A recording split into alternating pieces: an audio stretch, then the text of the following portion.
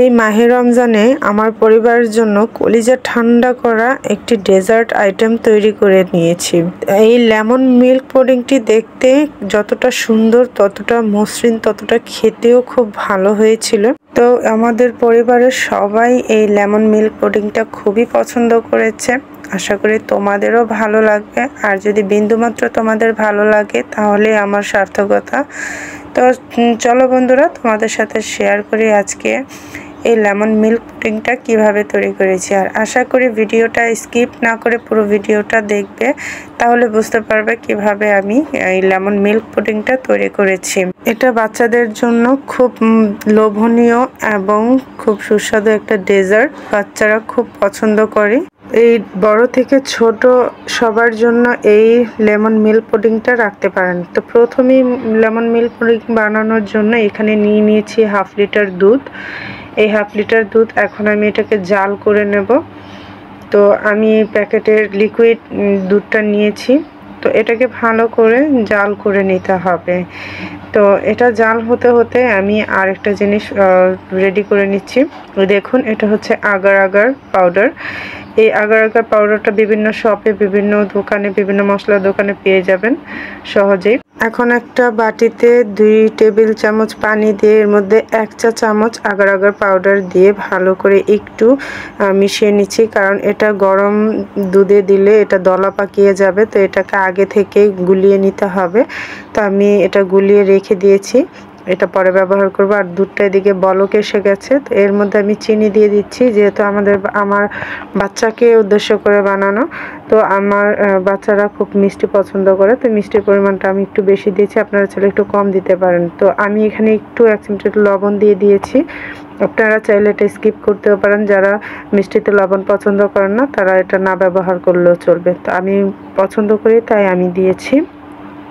এখন দুধটা জাল হয়ে গেছে। এখন এই আগার আগার পাউডারটা আমি আরেকটু ভালো করে নেড়ে এটা মিক্স করে দিচ্ছি। আর এটা দেওয়ার সময় অনবরত নাড়বেন, যাতে এক জায়গায় দলা না পাকিয়ে যায়। তো এটাকে দেওয়ার পরে আমি আরও কিছুক্ষণ জাল করব। জাল করার পর আমি এটাকে নামিয়ে নেব। তো এটাকে জাল প্রায় 3 মিনিটের মতো জাল করেছি আগার আগার পাউডারটা মেশানোর পরে। তো আপনারা চাইলে এর মধ্যে পাউডার মিল্কও মেশাতে পারেন, কিন্তু আমার পাউডার মিল্কের প্রয়োজন হয়নি, আমি মেশাইনি। আপনারা চাইলে ব্যবহার করতে পারেন, চাইলে কনডেন্স মিল্কও ব্যবহার করতে পারেন। তো এখন আমি এটাকে ঢালার জন্য একটা প্লাস্টিকের এরকম বক্স নিয়ে নিয়েছি। আপনারা যে কোনো মোল্ডে ঢালতে পারেন।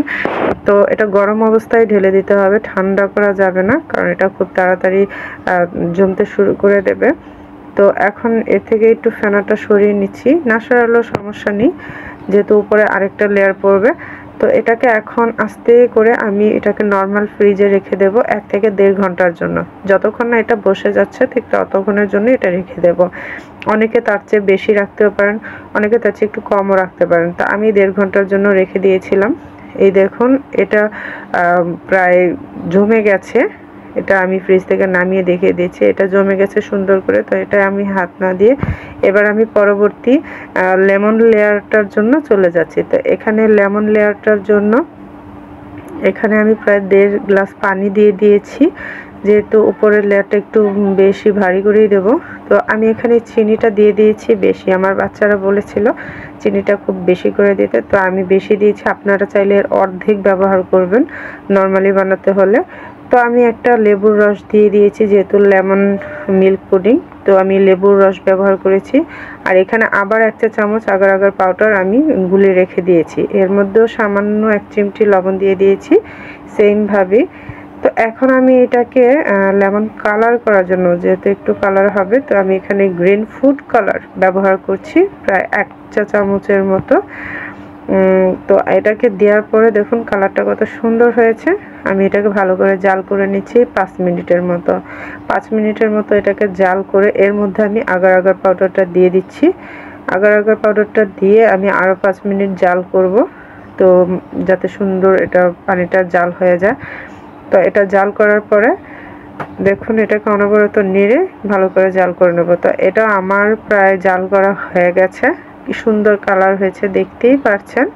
তো এখন আমি এটাকে নামিয়ে নেব। আর এগুলো ঠান্ডা করা যাবে না, সাথে সাথে এগুলো ঢালতে হবে। তো এবার আমি আরেকটা বক্স নিয়ে নিয়েছি, এটার মধ্যে মিল্কের পুডিংটাকে ঢেলে নেব।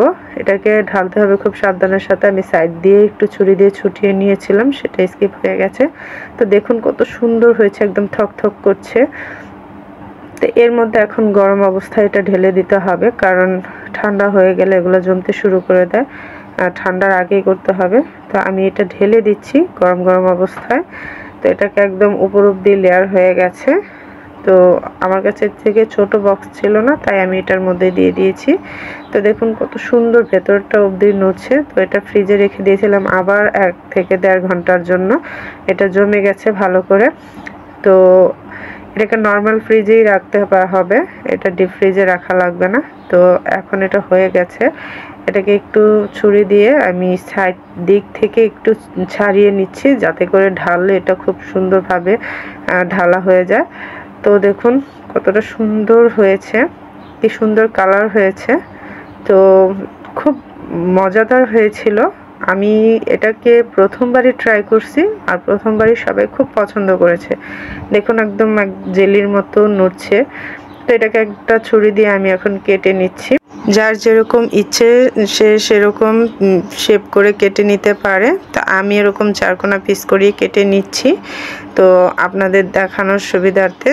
তো এটাকে আমি কেটে আপনাদের একটা পেয়ালাতে নিয়ে দেখাচ্ছি। এটা যেহেতু জেলি টাইপের, তো একটু থকথক ভাব, ধরতে একটু কষ্ট হচ্ছিল। তো এটাকে দেখুন নামিয়ে নিচ্ছি। তো এরকম করে আপনারা আপনাদের বাচ্চাকে খাওয়াতে পারেন। বাচ্চারা বাইরের অস্বাস্থ্যকর জেলি থেকে ঘরে এরকম করে পুডিং জেলি করে খাওয়াতে পারেন। তো আজকে আমাদের এই লেমন মিল্ক পুডিংটা কেমন হয়েছে প্লিজ আপনারা জানাবেন।